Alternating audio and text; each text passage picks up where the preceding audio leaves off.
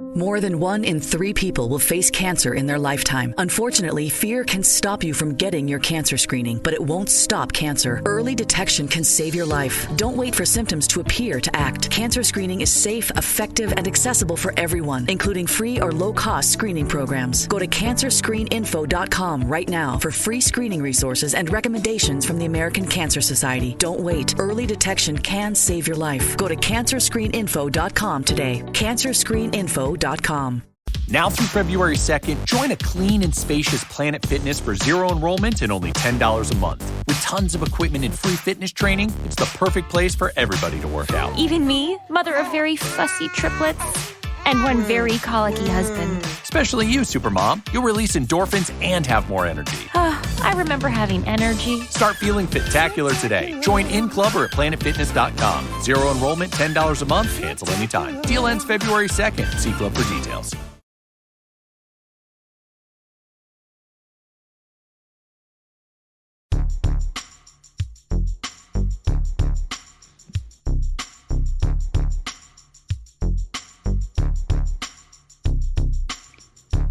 Hello and welcome to the Sports Ethos DFS Today podcast. I am your host, Mike Apaccia, joined by the one and only Harris Kermani.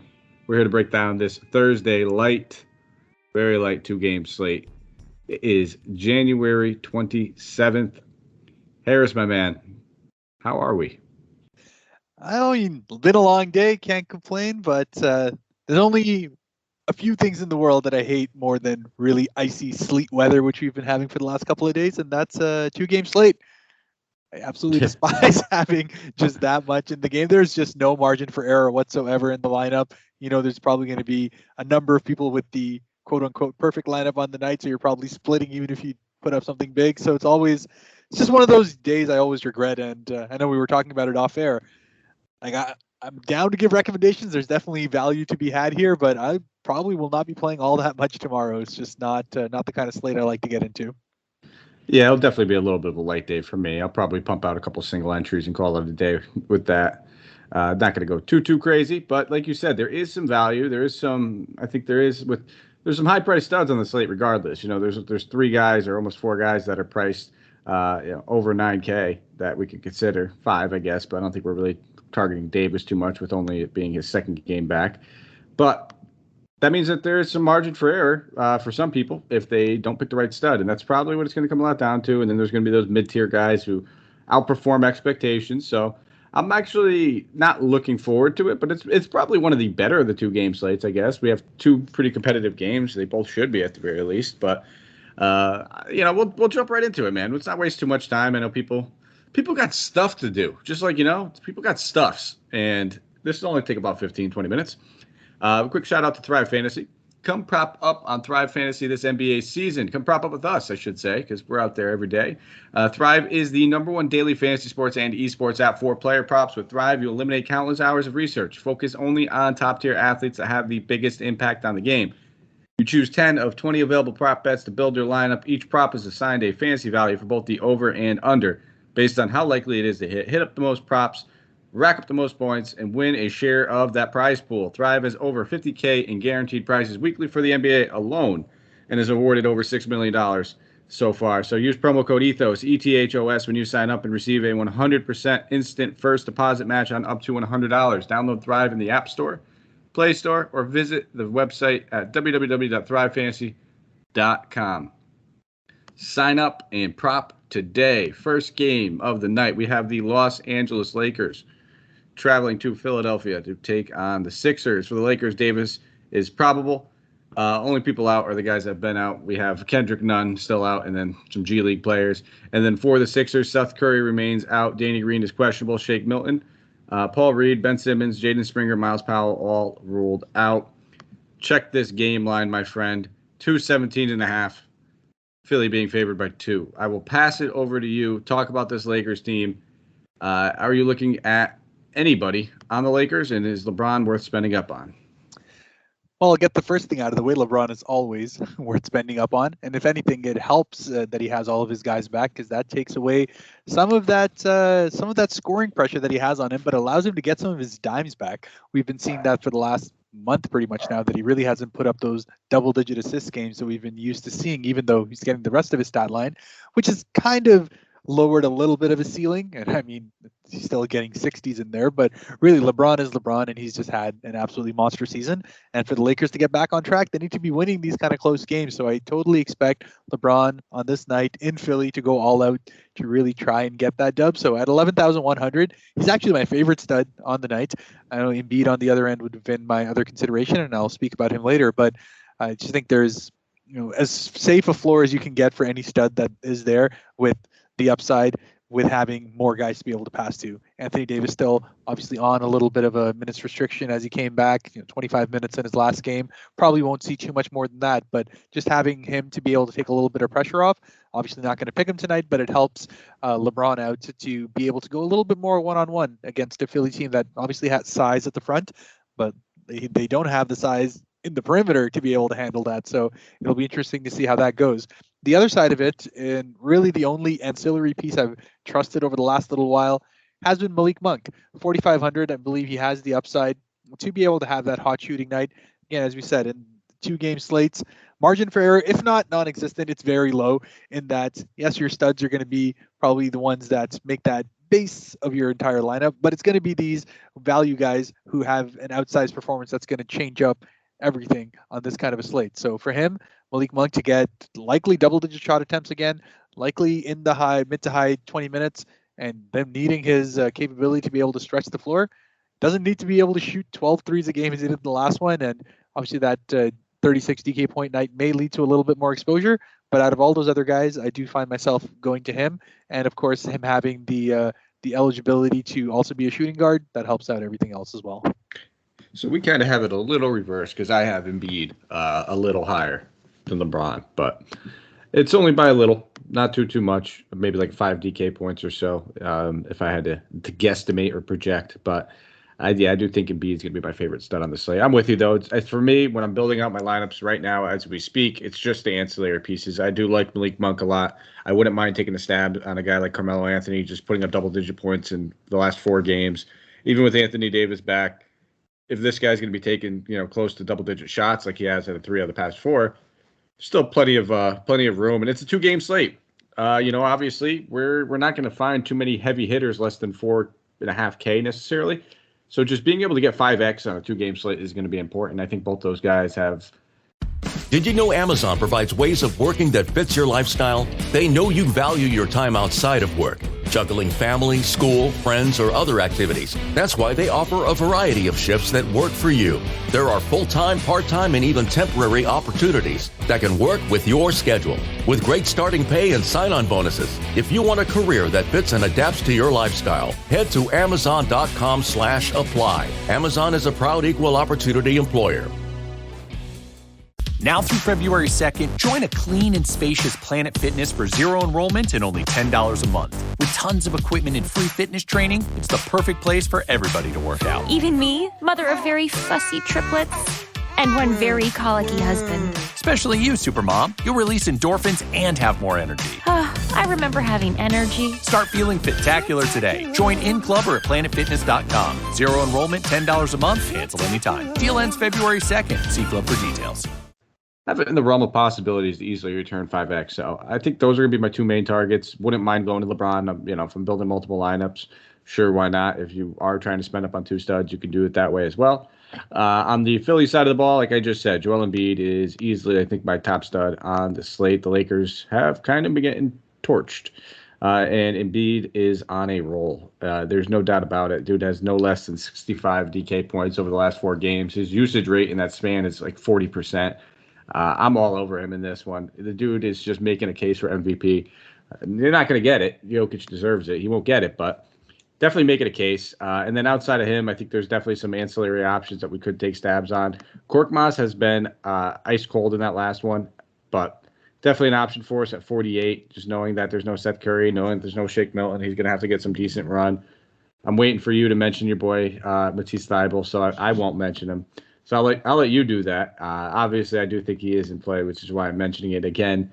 Not somebody I normally target, but on a 2-game slate, you lower that bar a little bit, he makes that player pool. So Those are probably going to be my three primary targets, but it's the Lakers defense. It's their pace. You could really look at Tobias Harris and Maxey. I think those guys are going to be the difference makers on the slate. You know, those guys, if they can pay off that 5X salary, you're going to want them.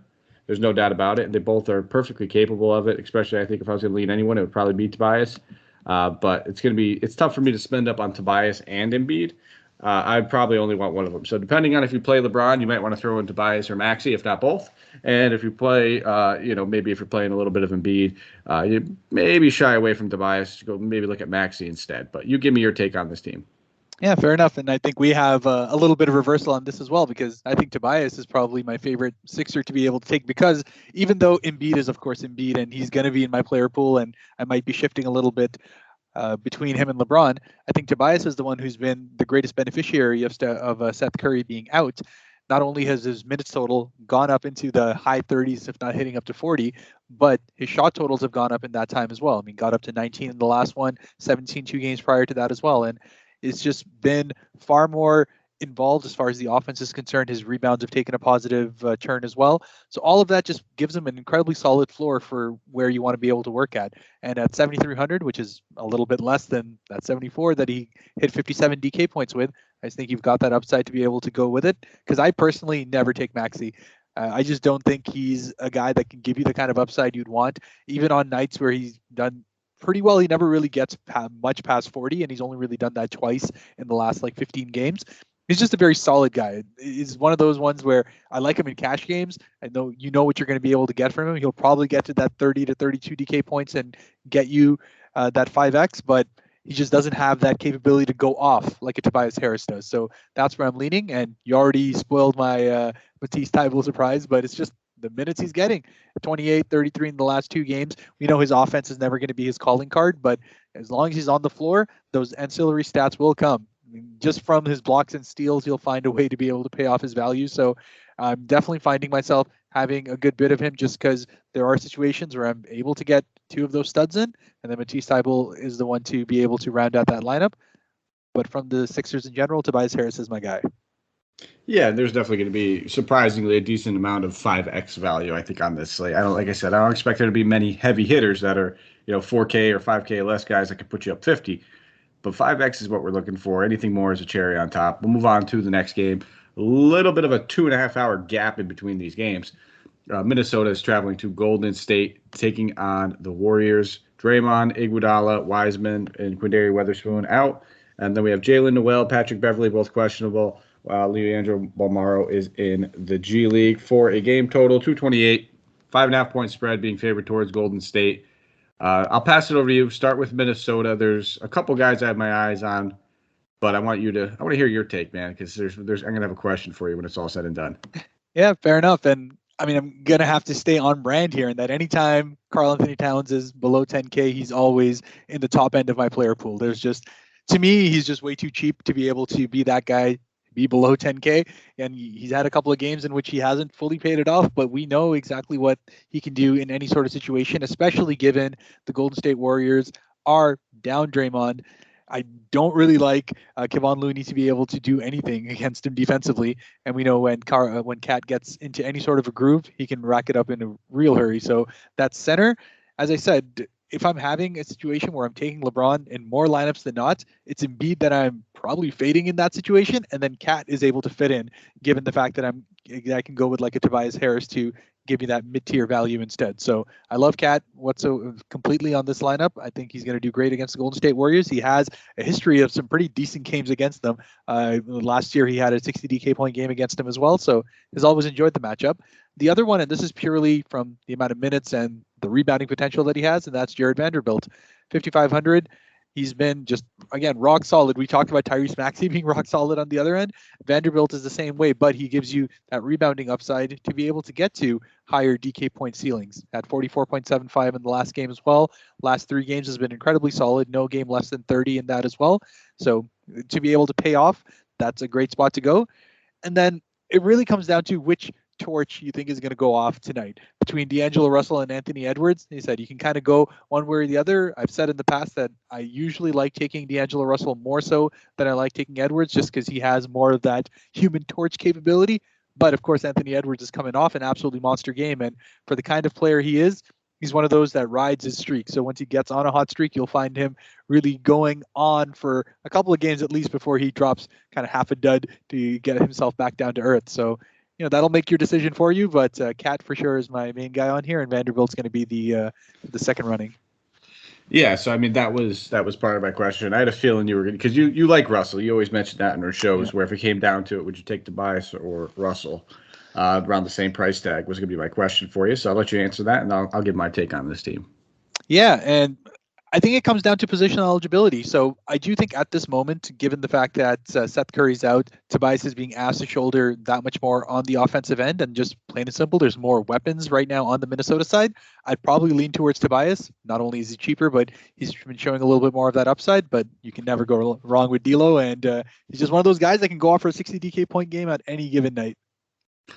Fair enough. I'm with you on Cat, though. I think my initial build is going to roll out double center.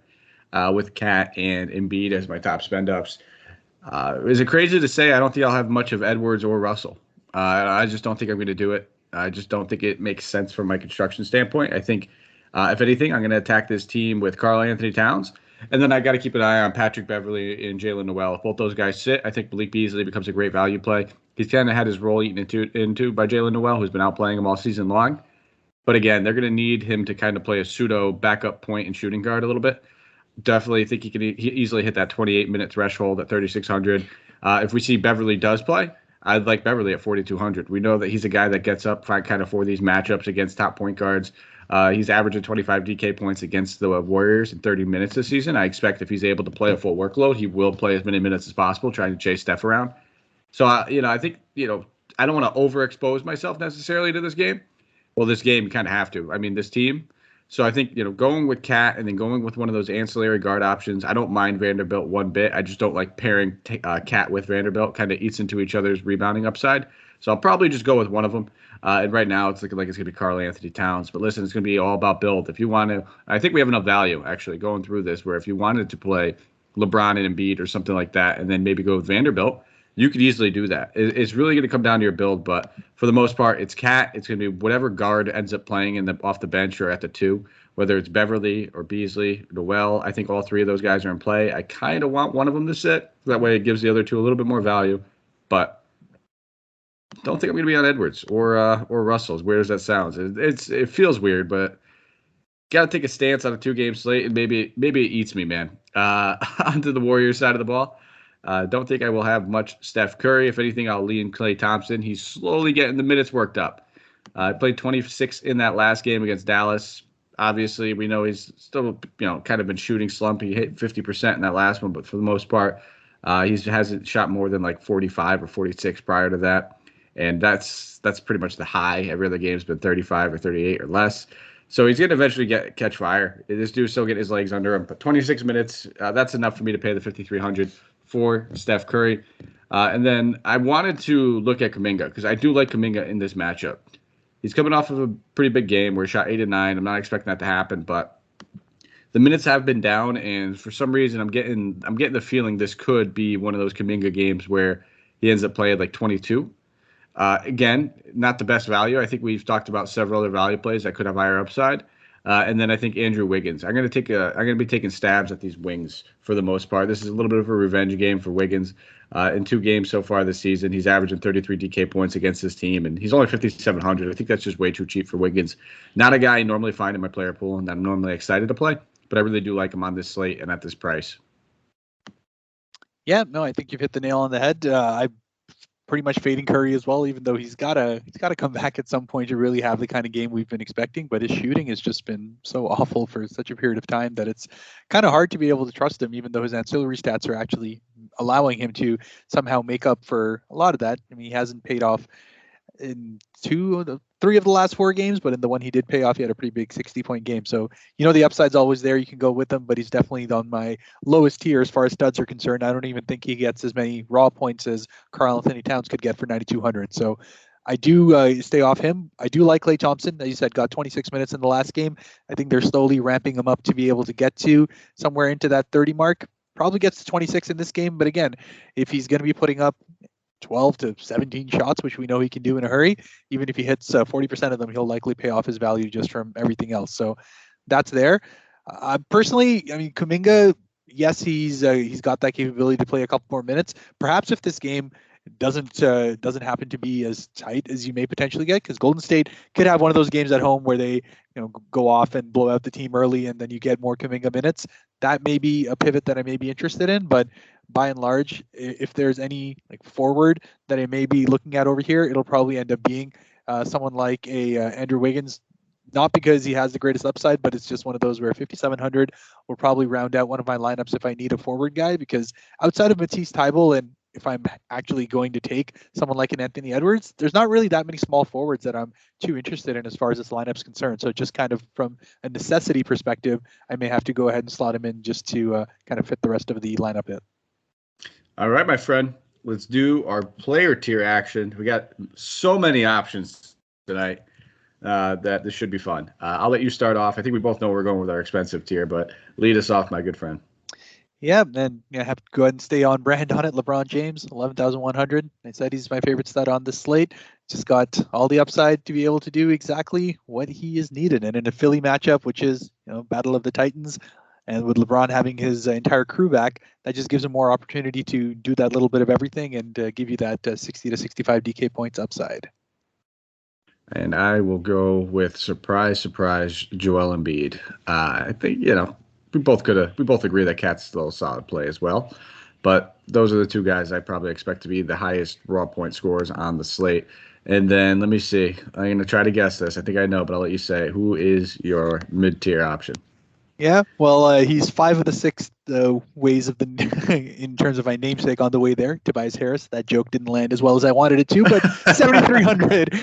Hey, I'm going to go ahead with him as my mid-tier guy. As I said, just the way the lineups are working out, if I'm taking LeBron in more often than not, I do want exposure on the other end. I do think Tobias Harris has rock-solid upside, as well as the second option on a team that's needing his offense with Seth Curry out. He's just the guy that fits in well with lineups. That power forward eligibility is really nice for a guy with his usage. So at 7,300, sign me up. And I will go with Mr. Andrew Wiggins. I just touched on him. I think he's one of my favorite mid-tier value plays on this slate. I think 5,700 is a little too cheap for him. You touched on the eligibility. Perfectly well said. I don't need to get into that too much. And he's going to be some of probably the most exposure I have in this game in general. And then we'll go to the value. Surprisingly, this seems like the one that we have the most action in, I guess, is the value segment. But who are you looking at? Who's your favorite value play at the moment?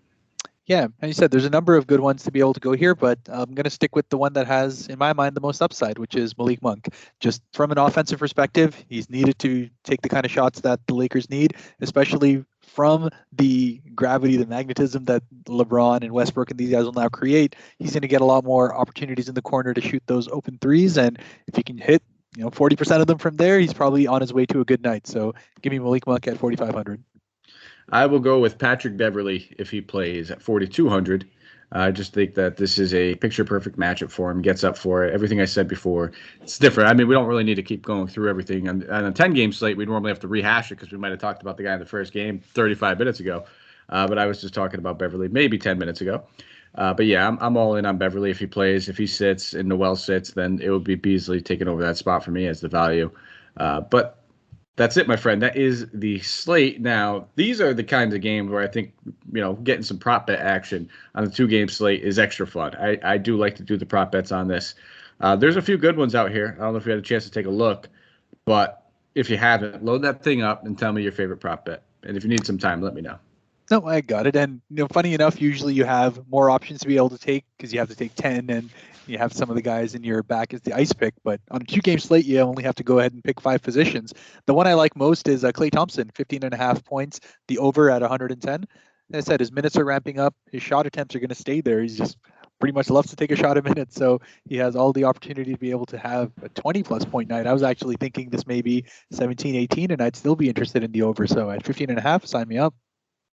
All right. I like that one as well. I'm just going to go for the home run. I think I'm going to take the over. Joel Embiid is getting 16 boards in this game, and he's at 13.5. So I think it's crazy enough. It's the highest value on the slate with a over at 125 points. I could have said Wiggins. I was really feeling the Wiggins or even the under on Steph's 32.5 points and assists. But I'm going for the home run, man. You're going to have to, I think. And 13.5, the under is not going to get you anything, but the over will win you a good share of one of these prize pools. So risk it for the biscuit. You know what I mean? You got to do it.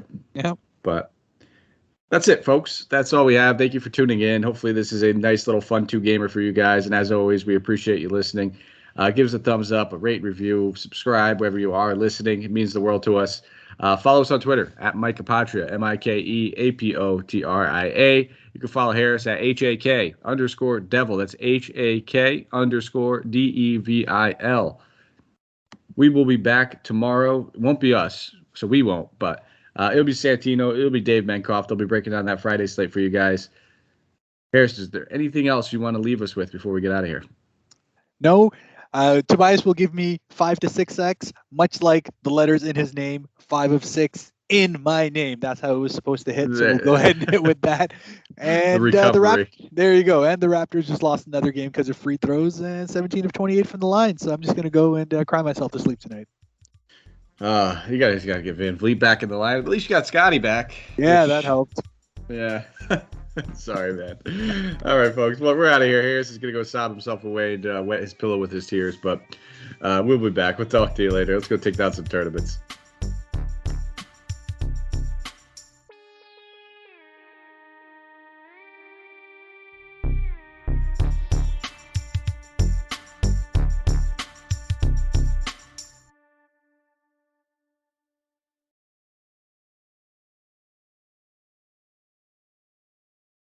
NBA Crossover is coming to Cleveland for NBA All-Star. This February, experience the intersection of music, art, fashion, tech, and basketball at the Public Auditorium. Celebrate the past, present, and future of the NBA with special appearances, brand experiences, limited edition apparel and collectibles, and live performances. Check out NBA Crossover February 18th, 19th, and 20th. Get tickets today at NBAEvents.com. Now through February 2nd, join a clean and spacious Planet Fitness for zero enrollment and only $10 a month. With tons of equipment and free fitness training, it's the perfect place for everybody to work out. Even me, mother of very fussy triplets and one very colicky husband. Especially you, Supermom. You'll release endorphins and have more energy. I remember having energy. Start feeling fit-tacular today. Join in club or at planetfitness.com. Zero enrollment, $10 a month, cancel anytime. Deal ends February 2nd. See club for details.